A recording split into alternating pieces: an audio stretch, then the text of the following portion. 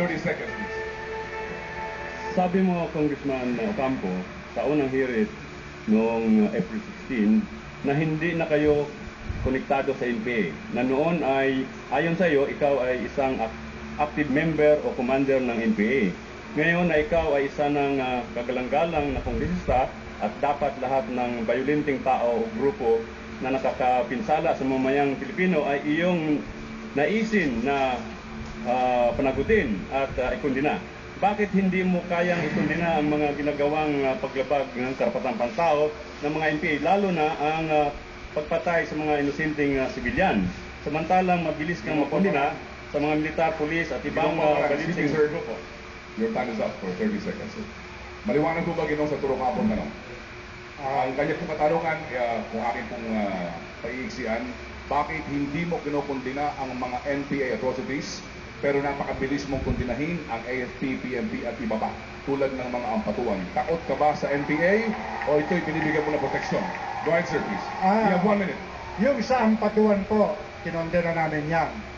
Yung ilang mga karahasan din na attributed sa ibang mga human rights violators, kinondena namin.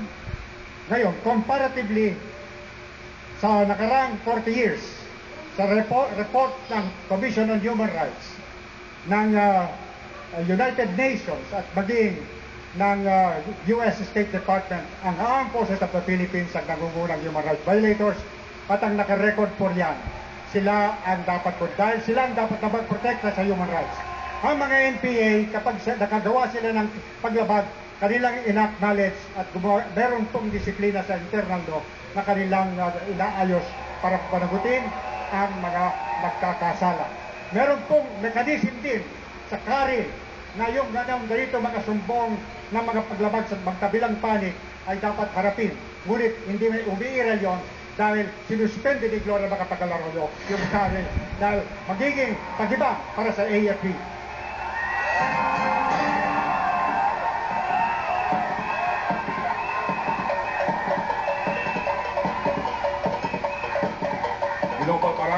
You have 30 seconds to rebut.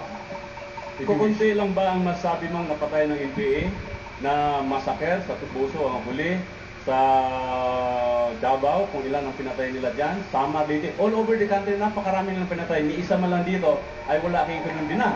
Ano ibig sabihin yan? Pabayaan natin sila pumatay ng ganun-ganun na lang?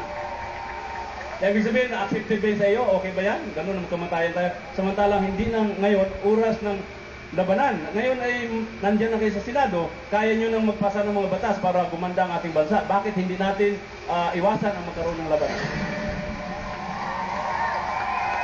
Kung tayo totoong... Thank you, sir. Thank you, General.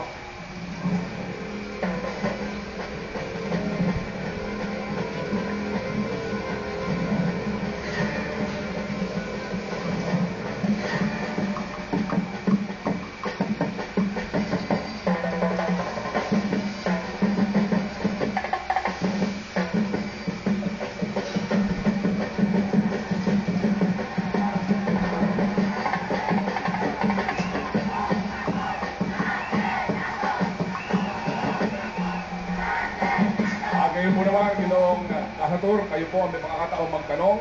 Kay Ginoong Palparang, you have 30 seconds to ask a question. Ito po ay may kaugnayan sa paggalang sa desisyon ng Korte at ng ating batas. Noong 2006 po, lahat ng ahensya ng gobyerno ay minobilize si Gloria Macapagal-Arroyo. Inakusahan po ako, kasama yung 5 party list of representative ng House, ng rebellion. Ang allegation, yung sinasabi mo, leaders kami ng CPP-NPA responsible for atrocities. July 1, 2007, dinismiss ng Korte Suprema yon. Cleared kami ng Korte Suprema. Bakit patuloy mo hindi kinikilala ang desisyon ng Korte Suprema, ang pinakamataas na korte sa ating bansa? Thank you, sir. Para po mas maliwanag, bakit inaakusahan mo pa rin akong top CPP-NPA leader kahit walang nakitang ebidensya ang Supreme Court sa aking kaso? Tama ko ba, Kasator? Apo. Sir, you have 1 minute to answer. Hindi lamang pag-akusa, kundi masyado namang lantad sa maraming tao ang mga ginawang atrocities ng NPA. So ito mga ito, dahil isa kayo sa pinuno, at in fact pinaka-pinuno ng Communist Party of the Philippines. Sa ngayon, kasalukuyan ng paniwala ko, ay bakit hindi mo kayang pigilin ito samantalang sa demokrasya ay kaya naman nating gumawa ng mga programa na maiwasan ang patayan. Yun lang ang aming gusto dito. Na kung magbaba kayo ng baril at mag-usap-usap tayo at magiging magkatulungan tayo, kung maaari. Hindi naman ako nagdadala ng baril ngayon. Siyang na taon na ako nasa Kongreso. Nagpasa ako ng mga batas para kapakanan ng mahihirap. Gentlemen, excuse me, are you done, sir? Hindi. Take your time. Are you done, sir? Yeah, pwede pa ako magtanong. Ang kasi kahit na nandyan ka ngayon sa Kongreso nga, pero tuloy-tuloy naman yung pagsuporta doon sa armado. Ngayon lang sa statement mo, pinapanigan mo sila. So ano ang ibig sabihin niya? Tuloy pa natin yan. Excuse me. Tapos na po ang inyong 1 minute. So you now have 30 seconds to repat ang kanyang sinabi. Thank you, sir. Wala akong sinasabi na patuloy kong sinusuportahan ng armadong NPA. Ang sinasabi ko mula nung ako'y lumabas ng bilangguan ay nagpahayag ako, mananatili ako sa legal at ilalaban ko ang aming pinaglalaban, karapatan ng mamamayan. At yan, ang record ko malinis. Wala akong nasangkutang karahasan sa siyam na taon na ako'y member ng Congress. Sa kabilang banda, pinagtatanggol ko yung mga naging biktima ng karahasan ng armed forces of the Philippines sa Pilipinas.